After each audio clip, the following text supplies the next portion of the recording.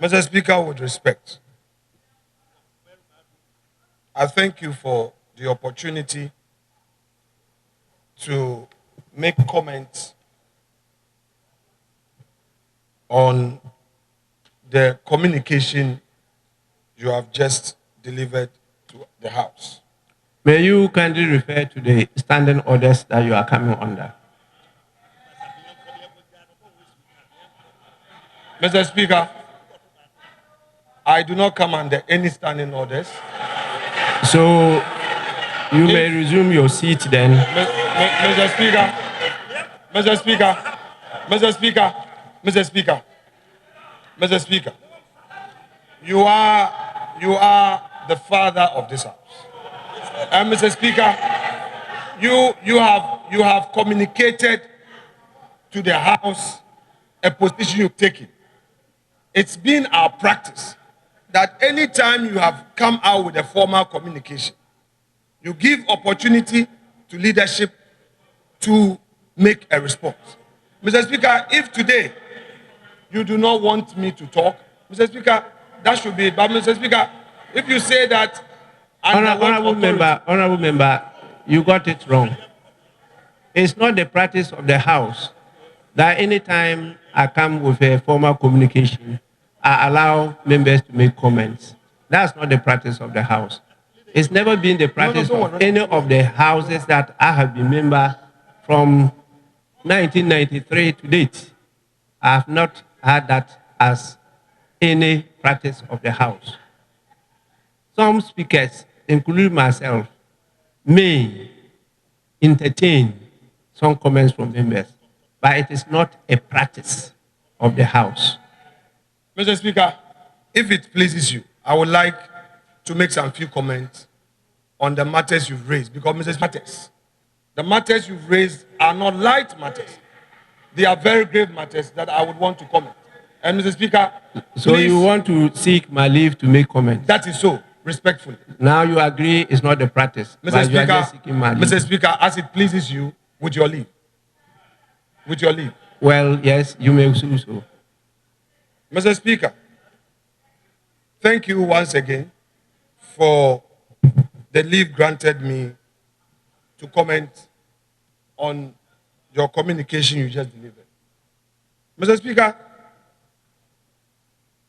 you underscored your submissions with a very important point, that the matter that came before us has interpretation reliefs, and that you do not have the power to interpret the Constitution, and that your duty is to enforce.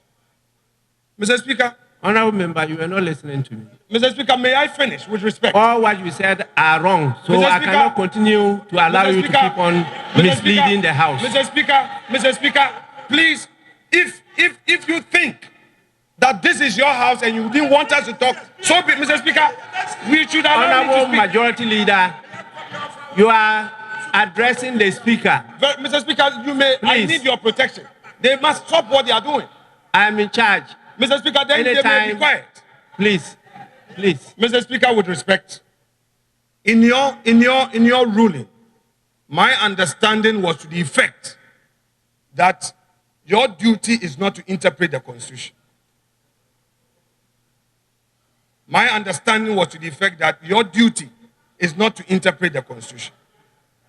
But, Mr. Speaker, it is important for me to emphasize one more time that when the statement was made by my respected colleague, Dr. Kesil Atufose, I did draw the attention of the House, including your good self, to the effect that the matter being a very grave matter, I have taken it upon myself to seek the court's interpretation of the matter.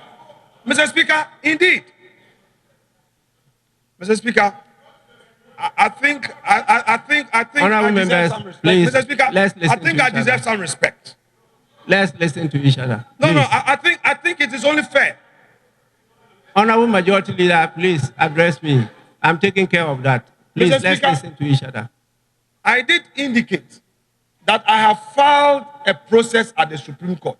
And indeed, Mr. Speaker, the bailiff of the court had attempted to serve the process on the Director of Legal Affairs, and the Director of Legal Affairs and the entire legal directorate refused service because, according to them, there was a circular stating that they can only be served on Mondays. I saw the circular myself.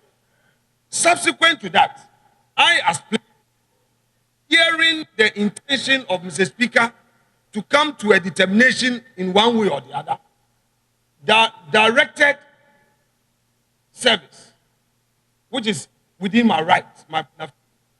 Mr. Speaker, yesterday, Parliament was duly served. Honorable Member, please, I didn't want to interrupt you, but you are the majority leader and the leader of this House.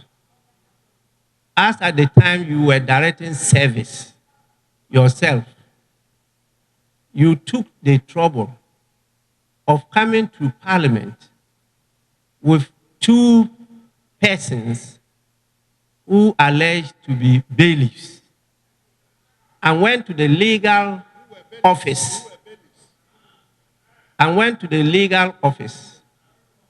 to yourself, directing officials of the legal office to receive the service. You are a member of Parliament. I am the Speaker. It is my duty to protect your privileges and immunities. In doing so, I had a discussion with the Chief Justice, and we came to an understanding that in the meantime, the Chief Justice issued a directive as to how service of members of Parliament, some officers of Parliament, and the Speaker could be effected. I communicated this to the House and discussed it with you, the leaders.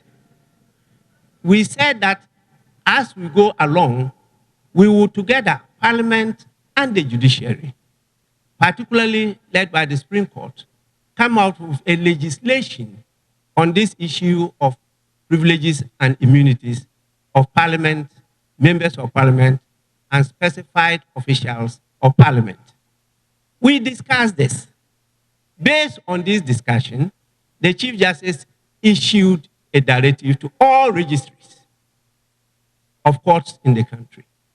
And it is stated clearly there that the Speaker can be served on Mondays during working hours.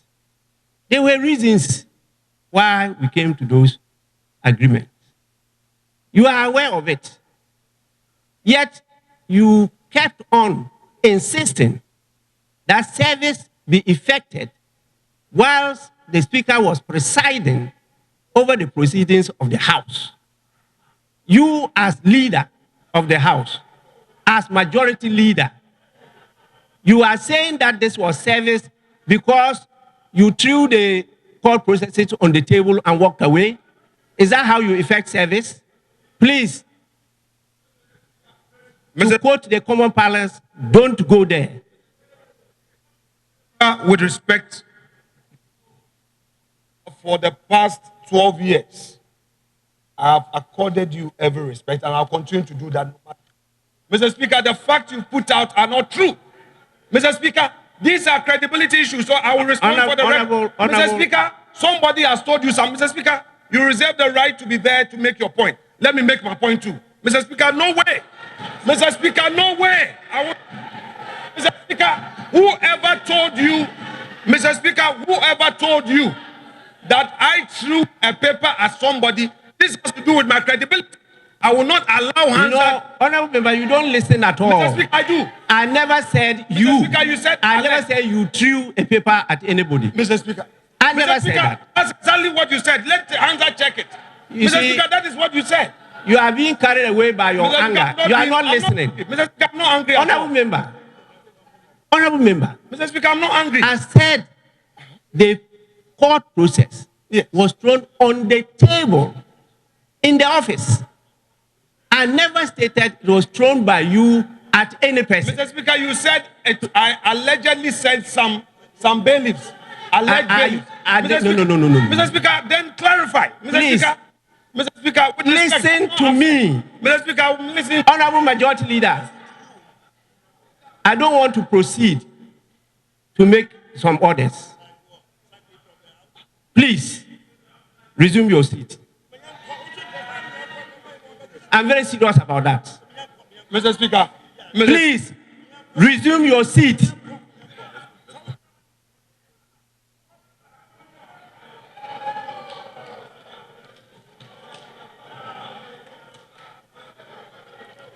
Honorable member, your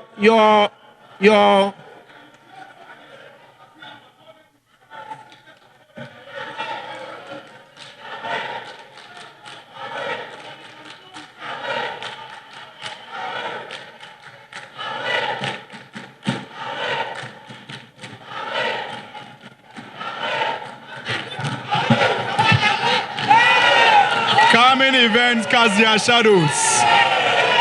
We have Parliament now, elect with the executive.